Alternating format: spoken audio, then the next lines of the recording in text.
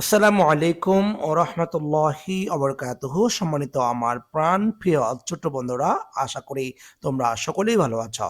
আজকে আমরা তোমাদের চতুর্থ শ্রেণীর unit 2 have a great day থেকে দ্বিতীয় নম্বর ক্লাসটি তোমাদের জন্য হাজির করেছে এবং আজকে আমার ধারাবাহিক ক্লাস হচ্ছে 5 নাম্বার। আমরা এর আগে 4টা ক্লাস আপলোড করেছি, তোমরা হয়তো ক্লাসগুলো দেখেছো। আর যদি না পেয়ে থাকো তাহলে আমাদের ইউটিউব চ্যানেলে যাওয়ার পর তুমি প্লে লিস্টে যাবা। প্লে লিস্টে যখন যাবে তখন তুমি সবগুলো একটা একটা দেখতে পারবা। তো সেখান থেকে ক্লাস 4 এ গিয়ে তুমি সব দেখে নেবা। ঠিক আছে? আমি আশা করি বুঝতে পেরেছি। চলুন আমরা কথা না বাড়িয়ে আমরা মূল ক্লাসে চলে যাই। আজকে আমরা ইউনিট 2 থেকে 10 টি বাক্য আলোচনা করব। এই 10 টি বাক্য শেষ পর্যন্ত যদি তোমরা ভালো করে বুঝতে চাও তাহলে ক্লাসটি না টেনে শেষ অবধি পর্যন্ত দেখবে।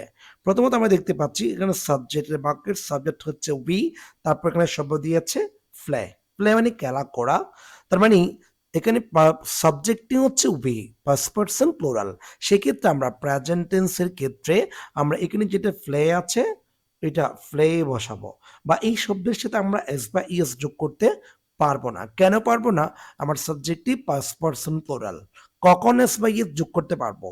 যখন সাবজেক্টটি থার্ড পারসন সিঙ্গুলার নাম্বার হবে, তখনই আমরা ভার্বের সাথে এস বা ইএস যোগ করতে পারি। অন্য কোনো সময় আমরা এস বা ইএস যোগ করতে পারি না। তার মানে আমার এইটুকু আনসার। তার মানে ফ্লে আছে, ওই ফ্লেটা বসাবো কোনো পরিবর্তন ছাড়াই।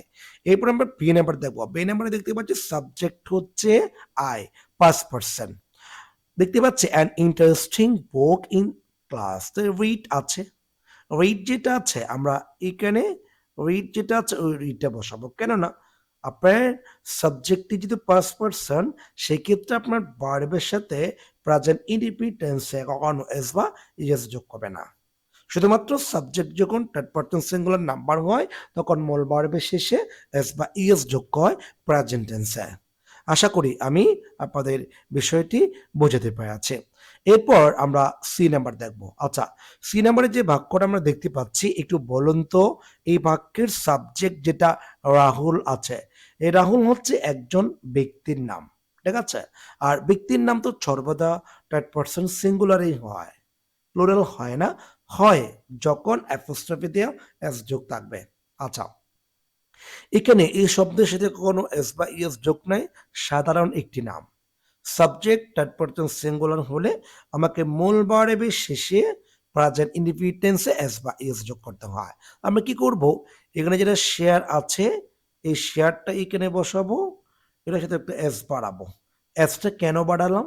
ওই যে সাবজেক্টটি থার্ড পারসন সিঙ্গুলার, এই জন্য। সাবজেক্ট যদি থার্ড পারসন সিঙ্গুলার নাম্বার হয় তাহলে মূল ভার্বের শেষে আমাকে এস বা ইএস যোগ করতে হবে। কখনো কোনো সময় কোন একটা শব্দর শেষে যদি ই আর থাকে, অর্থাৎ আর বা ইটা থাকে, আমরা ওইখানে কখনো আবার ইএস যোগ করতে পারবো না। তাহলে এখন ই দেওয়া থাকলে আগে থেকে ওটার সাথে আমরা এস এ যোগ করব। ঠিক আছে? আশা করি আমরা বুঝতে পারছি। এরপরে আমরা ডি নাম্বার দেখব। ডি নাম্বারে দেখতে পাচ্ছি দ্য ফ্লাওয়ার্স। আচ্ছা, দ্য ফ্লাওয়ার হলে একটা ঠিক ছিল। যেহেতু ফ্লাওয়ার্স বলেছে, এই এসটা আসার কারণে সাবজেক্টটি প্লুরাল হয়ে গেল। তো সাবজেক্ট যদি প্লুরাল হয় তাহলে প্রেজেন্ট ইনডিফিনিট টেন্সে কখনো এই ভার্বের সাথে এস বা ইএস যোগ করবে না।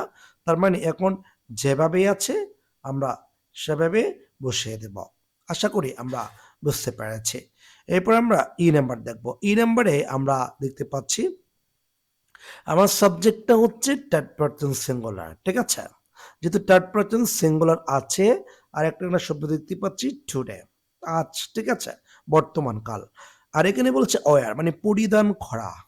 তো প্রেজেন্ট ইনডিফিনিট টেন্সে সাবজেক্ট যদি থার্ড পারসন সিঙ্গুলার নাম্বার হয় তাহলে মূল ভার্বের শেষে আমাকে অবশ্যই এস বা ইএস যোগ করতে হবে। যেহেতু সিম্পল একটি নাউন, এটার সাথে আমরা এস যোগ করব। তার মানে এখানে কি আছে? ওয়ার। আগে মূল শব্দটা বসালাম, এটার সাথে আমরা এস যোগ করলাম। এস কেন যোগ করলাম? সাবজেক্ট থার্ড পারসন সিঙ্গুলার, এই জন্য আমরা মূল ভার্বের শেষে এস যোগ করলাম। আশা করি আমরা বুঝতে পেরেছি। এরপর আমরা এফ নাম্বারে দেখব। এফ নাম্বারে দেখতে পাচ্ছি মাই টিচার, আমার শিক্ষক। গ্রেট। ঠিক আছে? আস উইথ কাইন্ড ওয়ার্ড বা একটি মিষ্টি ভাষা বা সুন্দর একটি শব্দের মাধ্যমে আমাদের শিক্ষক আমাদেরকে অভ্যর্থনা জানালেন, হ্যাঁ? তো সেক্ষেত্রে সাবজেক্ট যেহেতু টিএস মানে থার্ড পারসন সিঙ্গুলার, সেক্ষেত্রে মূল ভার্বের শেষে আমাকে কি যোগ করতে হবে? এস যোগ করতে হবে। কেননা আমার সাবজেক্টই থার্ড পারসন। ওই যে সাবজেক্ট যদি থার্ড পারসন সিঙ্গুলার নাম্বার হয়, মূল ভার্বের শেষে আমাকে এস বা ইএস যোগ করতে হবে। তো আমি এস যোগ করলাম। আচ্ছা, এরপরে আমরা জি নাম্বার দেখব। জি নাম্বারে আমরা দেখতে পাচ্ছি আমার সাবজেক্টটি হচ্ছে প্লোরাল। রান যেটা আছে এটি বি1, অর্থাৎ এখানে এই রানটা কিন্তু ৩ টে করে রকম। অর্থাৎ এখানে একটা, আরেকটা একটা, আরেকটা হচ্ছে এই যে ৩ নাম্বার। মানে বি1, বি2, বি3 ৩টি একই রকম। প্রেজেন্ট ফর্ম মানে বি1 ভার্বের প্রেজেন্ট ফর্ম, বি2 ভার্বের পাস্ট ফর্ম আর বি3 ভার্বের পাস্ট পার্টিসিপল ফর্ম। আচ্ছা, যেহেতু সাবজেক্টটি প্লোরাল সেহেতু আমরা কি করতে পারি? এখানে রান যেটা আছে সেটা রান যেভাবে আছে আমরা সেভাবে বসায় দেব এবং এই ভার্বের সাথে আমরা কখনো এস বা ইএস যোগ করব না। কেন করব না? ওই যে আমার সাবজেক্টটি প্লুরাল এই জন্য। এরপর আমরা এইচ নাম্বার দেখব। এইচ নাম্বারের সাবজেক্টটি হচ্ছে থার্ড পারসন সিঙ্গুলার এবং এখানে একটা শব্দ দিয়েছে ড্র। ড্র মানে হচ্ছে অঙ্কন করা। ঠিক আছে? মানে চিত্র অঙ্কন করা, আমরা যেটা বুঝি চিত্র অঙ্কন করা, কোনো কিছু আঁকা। যেহেতু সাবজেক্টটি থার্ড পারসন সিঙ্গুলার তাহলে মূল ভার্বের শেষে আমাকে কি যোগ করতে হবে? এস যোগ করতে হবে। তার মানে D R A W S. ঠিক আছে? Draws. She draws a beautiful picture of a rainbow. এরপর আমরা আই নাম্বার দেখব। আই নাম্বারে আমরা দেখতে পাচ্ছি সাবজেক্টটি আছে উই। উই কোন person? First person plural. We যেহেতু ফার্স্ট পার্সন প্লুরাল আছে সেহেতু আমরা কি করতে পারি? এখানে যেটা লিসেন আছে এই লিসেনটা আমরা বসাতে পারি L I S T E N. তার মানে উই লিসেন। আমরা লিসেনের সাথে আমরা কখনো এস যোগ করব না। কেন করব না? ওই যে আমার সাবজেক্টটি first person plural. We listen carefully to the music. আর এখানে যে বাক্যগুলো আমি আলোচনা করছি এই বাক্যগুলো অবশ্যই তোমাদের ২৬ সালে যে বই তোমরা পেয়েছ সেই ২৬ সালের বই থেকে বা পেজেস থেকে আমরা কি করেছে সংগ্রহ করেছে। আশা করি তোমরা বুঝতে পেরেছ। এরপর আমরা যে নাম্বার দেখব। যে নাম্বার দেখতে পাচ্ছি মাই ফাদার আমার পিতা। ঠিক আছে? এখানে লেখা আছে এরপর এখানে লেখা আছে হেল্প। যেহেতু সাবজেক্টটি থার্ড পারসন সিঙ্গুলার তাহলে ভার্বের সাথে অবশ্যই এস যোগ করতে হবে। তার মানে helps. My father helps me with my homework. আমার বাড়ির কাজের ক্ষেত্রে আমার বাবা আমাকে সাহায্য করেন।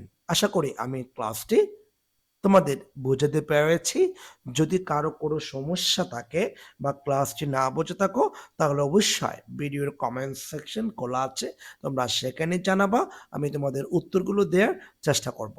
আজকের মতো এই বলে বিদায় নিচ্ছি। সবাই ভালো থাকবেন, সুস্থ থাকবেন। আসসালামু আলাইকুম ওয়া রাহমাতুল্লাহ।